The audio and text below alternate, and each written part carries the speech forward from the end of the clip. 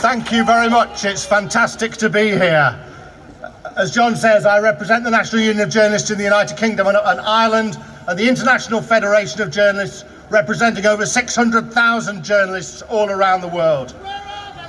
And I'm here today because of the terrible damage that the attempt to prosecute Julian Assange will have on journalism the world over if it's successful. And I have to say, when I see a crowd like this, my spirits do start to lift. I start to think, yes, we are on the right side of this campaign. I'm sure, like me, you all read the Yahoo story about the CIA's plans to murder or assassinate Julian Assange while he was in the Ecuadorian embassy. Now, every element of that story had something to make you gasp. There were CIA agents on the streets of London.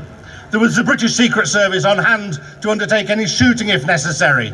The American Secretary of State Mike Pompeo was seeding his speeches with little legal justifications that he hoped to rely on later. And even more incredibly, the Russian Secret Service were on the streets with a separate plan to spirit Julian Assange from the country. The whole thing is like James Bond on steroids. But the more I think about it, the more the story made me feel optimistic.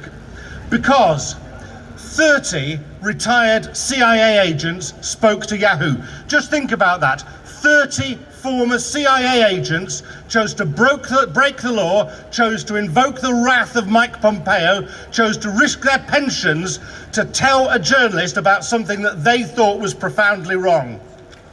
Now we know that within the American establishment there has not always been agreement. We know that in 2013, Obama considered prosecuting Julian Assange and decided not to. Because people like us, people like you, have kept up the pressure, people in the American establishment are beginning to realise that they too are on the wrong side of history and that they too must bring pressure to bear on their own administration to stop this crazy prosecution. Why don't we hear anything about this case? What are you doing, Assange?